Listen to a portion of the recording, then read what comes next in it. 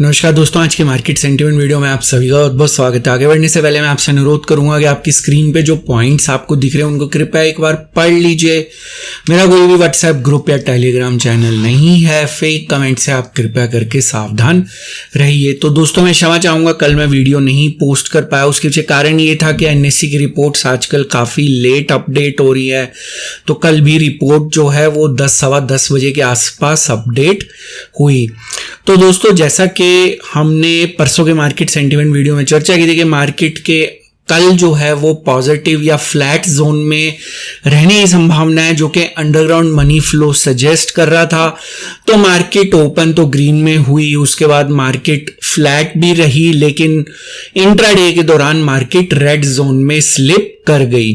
लेकिन दोस्तों, जैसा कि हम जानते हैं कि अंडरग्राउंड मनी फ्लो जो है वहाँ पे मार्केट उसको जो है ज़्यादातर समय रिस्पेक्ट करती है, उसकी प्रोबेबिलिटी काफ़ी हाई होती है। और यहाँ पे मार्केट ने लास्ट के 2 घंटे के अंदर एक रिकवरी दिखाई और मार्केट वापस फ्लैट जोन के अंदर आ गई। तो इंट्राडे में जो है हमारा जो ईओडी व्यू था मार्केट ने उसको नहीं फॉलो किया, लेकिन क्लोजिंग बेसिस पे, क्योंकि हमारा ये जो एनालिसिस होता है वो क्लोजिंग बेसिस पे होता है, तो क्लोजिंग बेसिस पे मार्केट फ्लैट क्लोज हुई।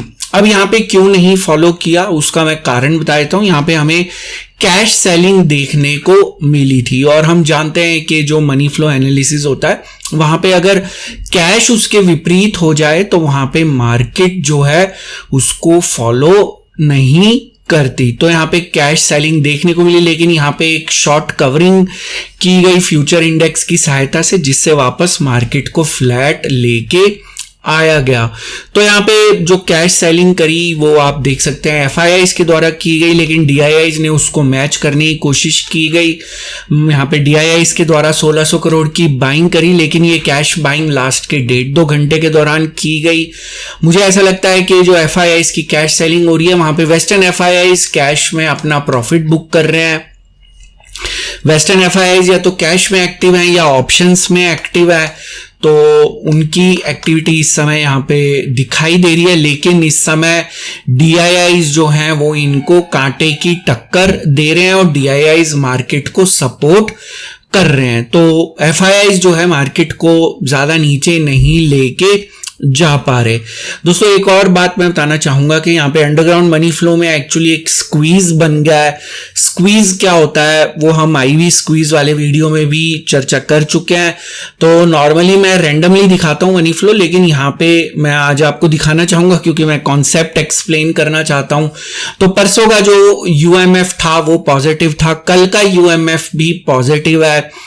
तो इसी के लिए कोरिलेशन होता है कि जो मनी फ्लो होता है वहां पे कोरिलेशन होता है। मैं एक एग्जांपल के तौर पे बता रहा हूं, कोई ऐसे मतलब ये एब्सोल्यूट वैल्यू नहीं है, एक एग्जांपल है। तो नॉर्मली मनी फ्लो का कॉन्सेप्ट अगर आप जानते हैं तो यहाँ पे अगर मनी फ्लो मान लीजिए इसके अंदर एक कोरिलेशन होता है कि अगर मान लीजिए एक पॉजिटिव मनी फ्लो है 5000 करोड़ का, तो वहां पे मार्केट के अंदर जो है एक एक्स नंबर ऑफ पॉइंट्स का मूव आना चाहिए। अगर ये मनी फ्लो नेगेटिव है तो वहां पे मार्केट के अंदर एक डाउन मूव आना चाहिए। अगर ये मनी फ्लो पॉजिटिव है तो वहां पे एक एक्स नंबर ऑफ पॉइंट्स का अप मूव आना चाहिए। लेकिन मार्केट जहां पे परसों क्लोज हुई कल भी वहीं पे क्लोज हुई, तो यहाँ पे 2 दिन से मनी फ्लो तो पॉजिटिव है। तो ये जो मनी फ्लो है इसकी जो एब्सोल्यूट वैल्यू है उसके हिसाब से मार्केट के अंदर एक पॉजिटिव अप मूव आना चाहिए।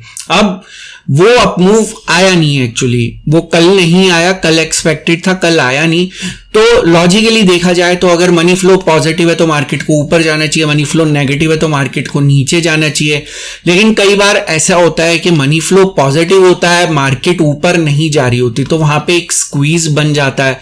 कई बार रिवर्स भी होता है कि मनी फ्लो नेगेटिव होता है लेकिन मार्केट नीचे नहीं जा रही होती, तो वहां भी एक स्क्वीज बन जाता है।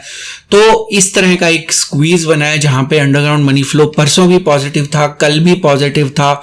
तो उम्मीद है कि मंडे को जो है ये एक पॉजिटिव मूव आना चाहिए। लेकिन मैं फिर आपको क्लैरिफाई करना चाहता हूं कि स्टॉक मार्केट जो है वो एक हाई प्रोबेबिलिटी सेटअप होता है।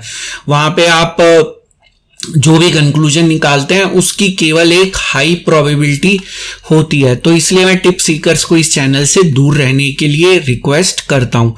तो यहाँ पे जो है कैश की सेलिंग के द्वारा मार्केट को नीचे ले जाने की कोशिश की गई, जो कि नाकामयाब रही। मार्केट फ्लैट क्लोज हुई। तो उम्मीद है कि जो 2 दिन का पॉजिटिव मनी फ्लो है उसका इंपैक्ट हमें मंडे को शायद देखने को मिले और यहाँ पे मार्केट जो है उसको रिस्पेक्ट करे। तो यहाँ पे दोस्तों कल जो है अभी एक्चुअली मनी कंट्रोल वाली वेबसाइट में वो डेटा ठीक से नहीं दिखा रहा, लेकिन मार्केट को ऊपर ले जाने वाले स्टॉक्स के अंदर आप देख पाएंगे कि रिलायंस, आईसीआईसीआई बैंक, और नीचे खींचने वाले स्टॉक्स के अंदर हैवी वेट्स थे एचडीएफसी बैंक और आईटी के स्टॉक्स और जो एक्सिस बैंक। अगर हम ऑप्शन चेन की बात करें तो यहाँ पे जैसे कि मैंने आपको एक्सप्लेन किया, तो ऑप्शन चेन से पहले कैश देख लेते हैं। तो कैश का मनी फ्लो यहाँ पे पॉजिटिव था क्लोजिंग बेसिस पे, जो कि मैंने आपको एक्सप्लेन भी किया। D2C रेशो जो है वो भी सजेस्ट कर रही है कि कैश ने मार्केट को ईओडी बेसिस पे कंट्रोल किया। तो जो कंक्लूजन मैंने आपको बताया कि फर्स्ट हाफ में नीचे कैश लेके गया, लेकिन डीआईआईज ने बाद में कैश के अंदर बाइंग की। उनकी बाइंग एफआईआईज की सेलिंग से ज्यादा थी, 1600 करोड़। तो बेसिकली उन्होंने मार्केट को कंट्रोल करने की कोशिश की और यहाँ पे एक शॉर्ट कवरिंग भी देखने को मिली जो की गई यहाँ पे क्लाइंट साइड के ऊपर। तो बेसिकली ये लोग जो हैं ये जिनको कह लीजिए इन्होंने इंडेक्स फ्यूचर की शॉर्ट पोजीशंस को क्लोज किया। तो ऑप्शंस की जहां तक बात है वहां पे मैं आपको पहले ही बता चुका हूं, वेस्टर्न एफआईआईज ऑप्शंस में एक्टिव है, उनका मनी फ्लो नेगेटिव है।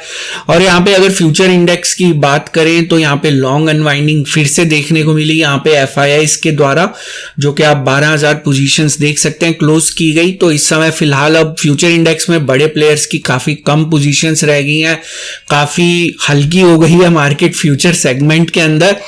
तो वो हम देखेंगे कि यहाँ पे क्या करने की कोशिश की जाती है। दोस्तों अगर हम यहाँ पे ओपन इंटरेस्ट की बात करें तो लॉन्ग अनवाइंडिंग हमें यहाँ पे 31 अगस्त की एक्सपायरी में भी देखने को मिली, और क्योंकि मार्केट यहाँ फ्लैट क्लोज हुई है इसको हम न्यूट्रल मानेंगे। तो अगर आपको वीडियो पसंद आ रहा है तो वीडियो को लाइक करिए, चैनल को सब्सक्राइब करिए, बेल आइकन को क्लिक करना मत भूलिएगा। वीडियो पसंद नहीं आ रहा तो आप चैनल को अनसब्सक्राइब भी कर सकते हैं, क्योंकि हम यहाँ पे केवल लर्नर्स के ऊपर फोकस करते हैं। तो दोस्तों अगर हम यहाँ पे समरी के तौर पे देखें तो जो सरफेस मनी फ्लो है वो हमें कैश के अंदर स्ट्रेंथ की तरफ इशारा कर रहा है।